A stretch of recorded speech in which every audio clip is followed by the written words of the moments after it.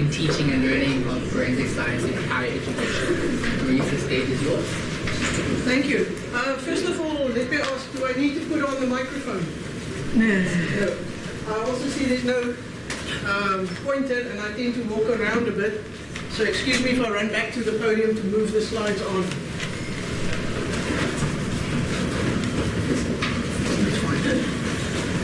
Okay, the purpose of my talk,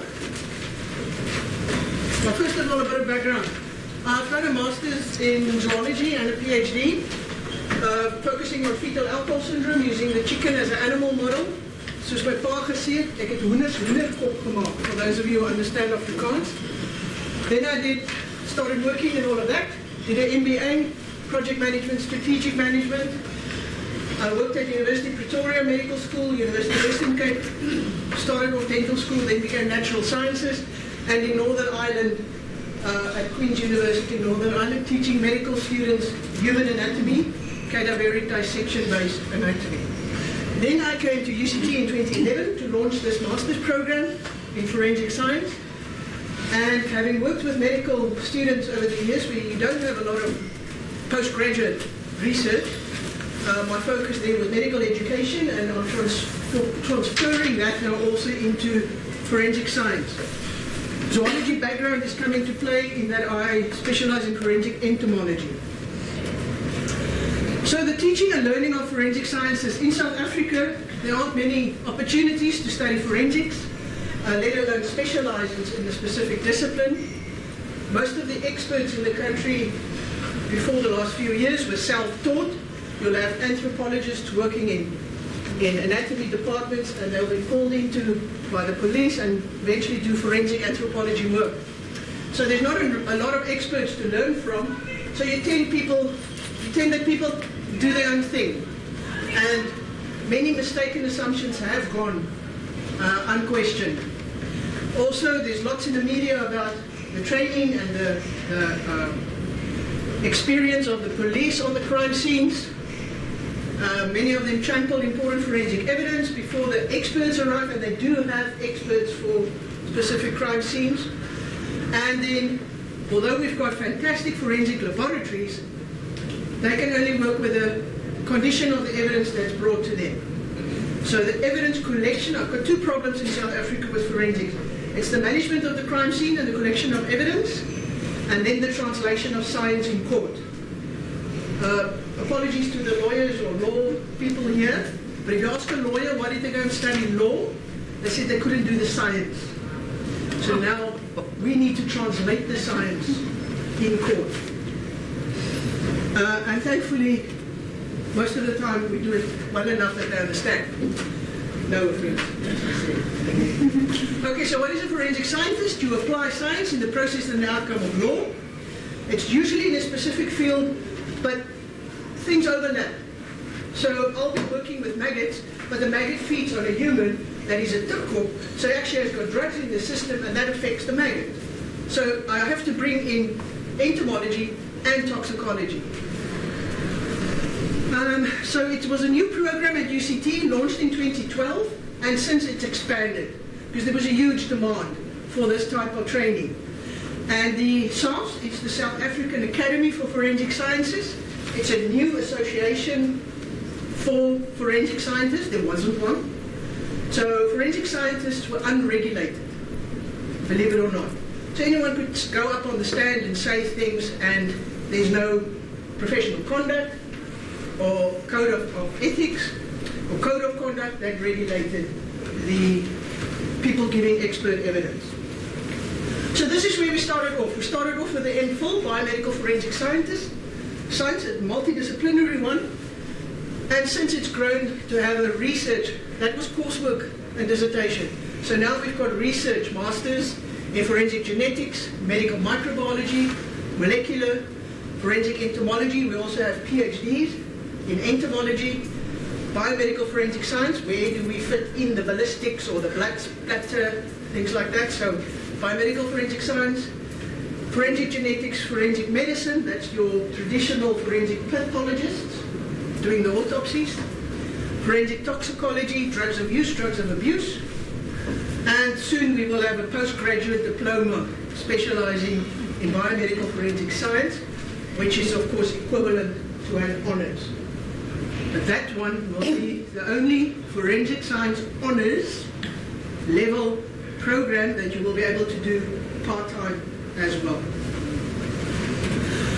Okay, so our mission as a group in forensic medicine and toxicology, we call ourselves the BIFs.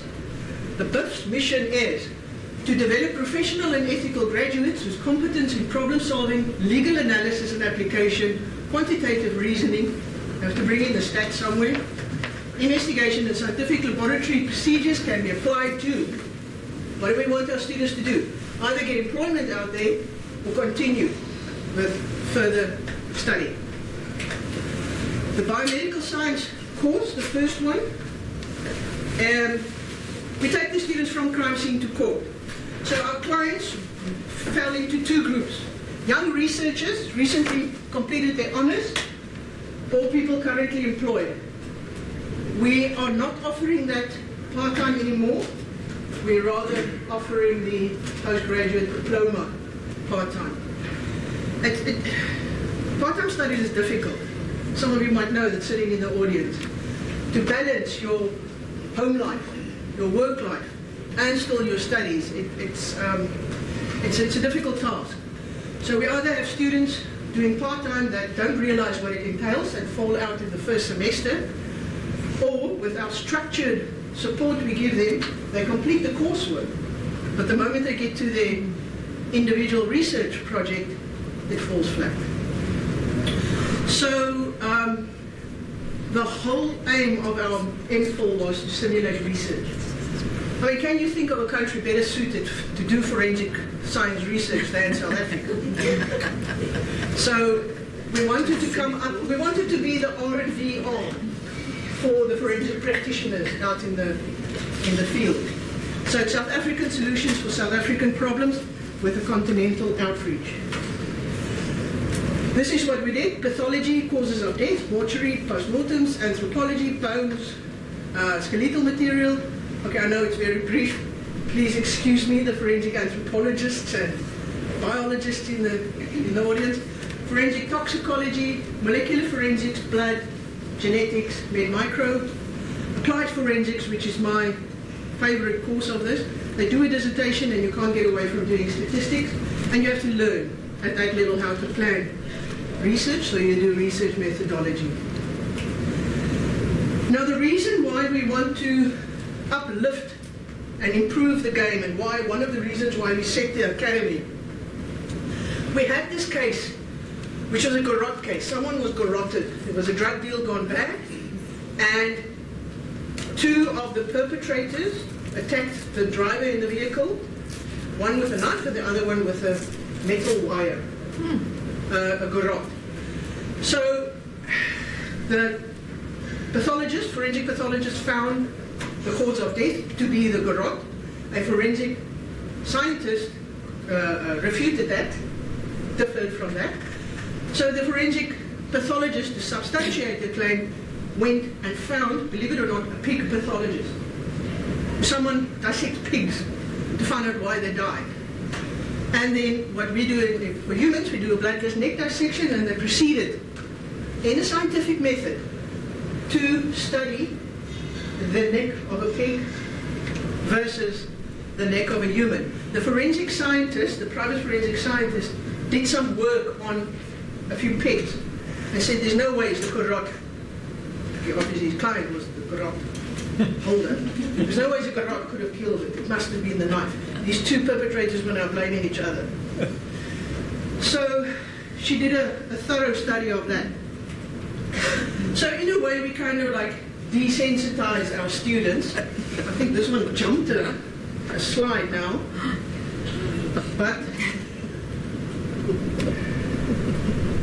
I think I'll get to my response. But this garrote case will lead into another slide. I should have put it on this where you can see what slides are coming. But okay, the applied forensic course. This is the one I want to get to. This is where role play comes in. We take the students and we simulate the crime scene. They have to go and manage the crime scene. That means control access, don't let people trample all over, make sure they get biological samples for anyone going in so you know why the DNA is there, which is another problem we've got with the DNA database. Because all policemen will be on the DNA database, all first responders, ambulance men, and we'll have a criminal database. I don't know where half of the policemen will go, but the problem is, if you find their DNA on the crime scene, they must tell you why. Why are there DNA on the crime scene? So, documentation, sketching crime scenes, line drawings, we still do that. Collection of evidence, how to swap, what to do. Then take it to the laboratory, go and analyze it in the lab. Try then in your team to reconstruct what happened, what were the events. You need to know about data security, you know where the door landed up in the policeman's office. Data security, confidentiality, chain of evidence. They have to write forensic reports. Then they get called to court, so now they have to write an affidavit. Hopefully write it well enough so they don't get called to court. But if they do get called to court, they have to go and argue confidently in court. And we make them do these things. The problem with, we send them to court. We say, go and observe a scientist giving evidence, an expert witness. The problem with learning by example, I show you how to manage the scene, I show you how to photograph, is that you don't always get suitable opportunities for those learning objectives you have. They go to court, they spend the morning in court, and the scientific witness, expert witness don't get called. Or they get to that point and they only ask him, are you this person? Yes, you're this person. Okay, we accept your affidavit, and off they go. You have tainted role models. And this is typical what we had in medical education as well. You teach the students all about professionalism, how to be a good doctor. And they take one step into the hospital or clinic and they get exposed to what they should not be like. General practitioners, the forensic scientists out there, are usually not part of a well-designed curriculum. They don't know, when they come and give a talk, what your learning objectives are. Why do you want, what information do you want to convey? Your learning objectives are very often not met, and the example I used was the observation of witnesses in court. Oh, this is what I call my forensic expert. Now the pig case, the forensic expert did that little experiment with a pig, and the court actually said that, in summary, he testified, and then, here at the bottom, he used an assistant holding the pig and providing the necessary resistance. He garroted the pig. But the evidence was ultimately found to be of little or any value. Just direct, sorry, it's the quality is because it's direct out of the transcribed court documents. Continuing, the same would apply to the experiment performed on the clothing. Given these significant differences, very little, if any, weight could be attached to the evidence of, yes, I blanked it out for the person's name, taking into account the remarkably unscientific conditions under which the experiment has been performed and its resultant lack of probative value. So yes, there's a forensic scientist. Sounds good. But in actual fact, he did not contribute to helping the court. And that's what we say about role models. If those students then went to go and listen to this, people saying, I did thousands of autopsies. And then you want to say, but then you should be in jail because you're a scientist, you're not a pathologist. You're not allowed to do autopsies. Oh no, sorry, I observed autopsies. Okay, but in any case, in that case, the court found both accused guilty as charged. So that's the thing about a forensic expert. You don't always know what you're going to get. In one way it's good, because a forensic expert should be unbiased. You're not for this team or that team. You're in for the pursuit of justice. Okay, so now we're starting to... Not that chance. I started 5 class. 10 points. Okay. Role play in itself. Those of you sitting here, you might know a lot about role play, but I'm going to give you a brief breakdown. Role play can achieve a lot of learning outcomes, a broad range of learning outcomes. You normally, the learning domains or the areas that you focus on is the cognitive, giving knowledge, let them pick up knowledge, facts. Affective, your emotions, how to deal with certain circumstances. Think about hostage negotiation, think about counselors. Psychomotor, action-based. It's fine to know how, that you must swab, but how do you swab? Or do the fingerprint? You know that little fussy in your powder. How hard must you powder? You know you must powder, but it's to learn those skills as well. So you can enhance the students' understanding. Either they take on a role and they demonstrate to you they can do it, or they interact, where you have a group. So it follows on Bloom's taxonomy of cognitive, affective, and psychomotor domains. Don't need to go into that. But role play has been used in many disciplines, on many levels, and your knowledge acquisition normally comes from observing others. Your skills acquisition comes from practicing it and getting feedback on it. And your attitudinal alignment is how do you manage your emotional reactions. Sometimes you need to tone down your emotional reaction, especially me when I go to the stinkies out there, the floaters and the bloaters. Okay, so I might have it, or when I go to the post-mortem and I see some of the younger victims. Okay, so role play I can use to motivate and engage my students. I provide real-world scenarios to the students. Yes, we have had the shot victim in the bathroom with a bruised hip. They learn skills that's used in real-world situations. Our curriculum is real-world driven. And I follow the motivation strategy where I use ARC's model to design my role play. Does it get their attention? Is it relevant? Does it instill confidence in the students? And what is the student satisfaction level? So that's John Keller's ARC's model. So it's motivational design. Any of you familiar with that? So it's kind of like how any intervention where you work with people and you want to get them to a point. You work on motivating them to get to that point. We're not in the society anymore where we say, you shall do. We want to make them want. It's almost like a marriage. You want to make your partner think they're making the decision. Or something like that. You motivate them. So the types of role play, and it's a little bit based on Rao and Stupin's. It's, you can either take role switch, where you take on the role of this other person, it's more cognitive. You can act, an acting role play, where you develop practical skills, so it's based on the affective and psychomotor domain. Or you get this almost real-life scenario, where it's a safe environment, you simulate it, and you work on all three domains. So that's the typology triangle, Miller's typology triangle. You know it, you know how, you show how, and you do it. That triangle, so that's where the role switch come in, the acting or the almost real life. So we're going for that top of the triangle. So what we're trying to let the students learn is put the other hat on. Put yourself in the shoes of the policeman. You have to know how they're supposed to manage the crime scene, to be able to put yourself in their feet and see the traps where they might have gone wrong. Okay, so I'll apply forensics. I'm lucky enough to use the role play center. Yes, the police have got a role play center with rooms, a spaza shop, a bank, a bedroom, a lounge, a kitchen, a bathroom, a children's room, where they can teach detectives and staff how to go in and how to manage a scene. They don't use it, that's why I get to use it. So I reconstruct the crime scenes. The students learn about putting up barriers. They learn about access control inside the crime scene. We've got 3 barriers where the outside people get kept out, where the people that must be on the scene get kept out, and then your inner circle. So they learn how to package evidence. They learn how to put it, how to collect it, how to package it, and they also learn how to make better than line drawings on the crime scenes. The scene management, I just want to say, I have to put up that poster saying it's a forensic science training, whatever we call it, exercise.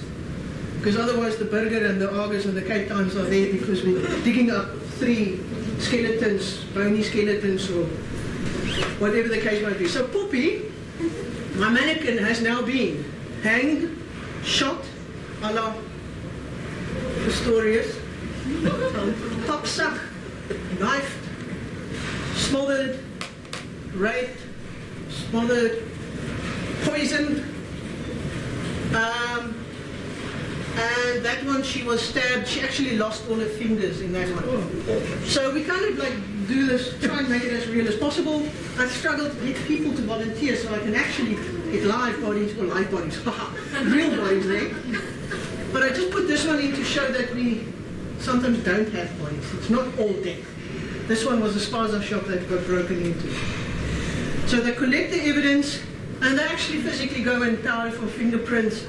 We have blood spatter. I've got a wonderful recipe for artificial blood.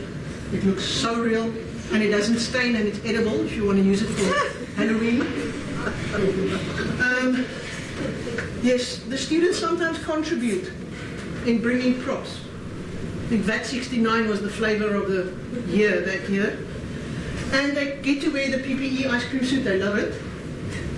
And they photograph everything that they do. So then they go into the lab, they analyze, soil analysis here, soil analysis fingerprints. This is how it looks when you collect it on the scene, and it's not as beautiful as it is on the cards.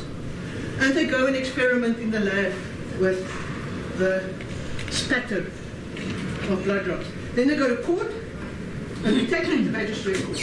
We get a presiding officer, the magistrate of the inquest court normally presides. We try and get at least one crime in that court experience. No, not really. But we give them cross-examination. They have to stay calm. And you can see they have to dress accordingly.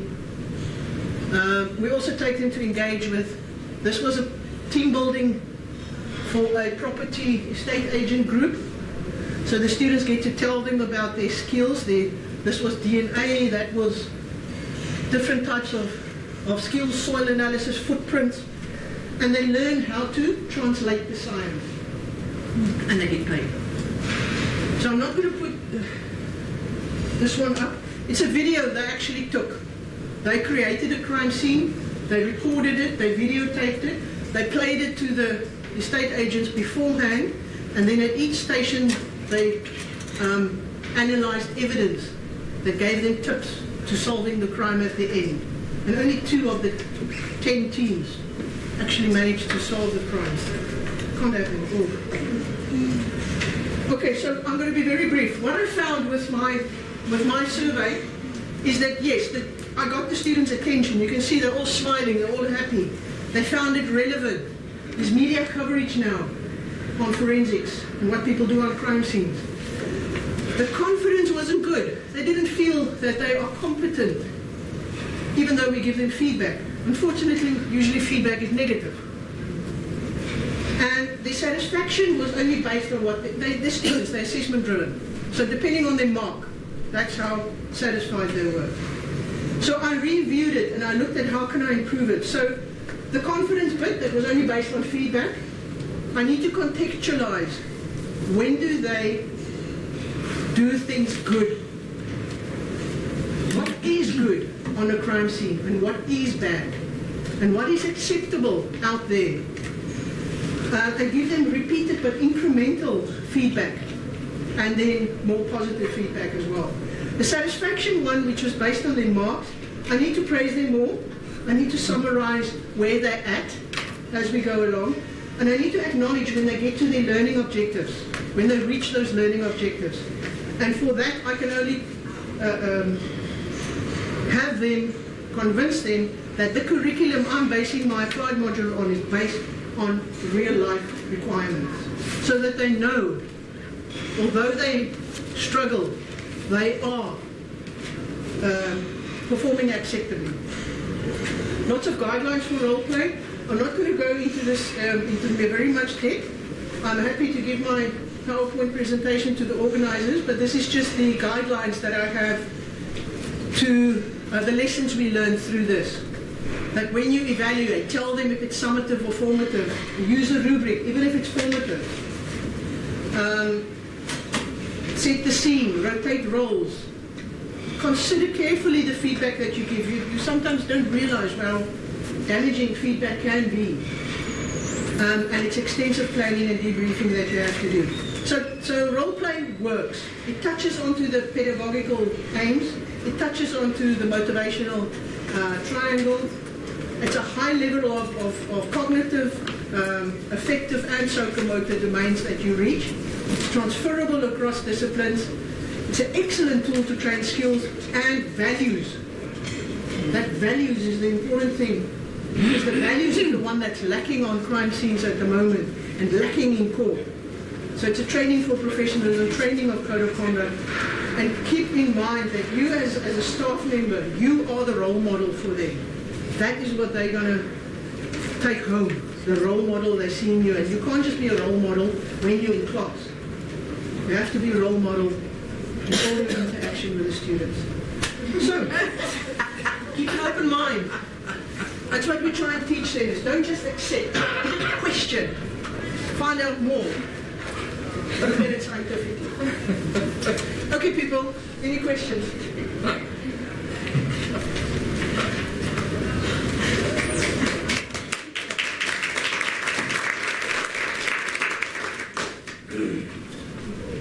Thank you, everyone. I was Dr. Marise Heyns. Up next, we have Nadia Conrad.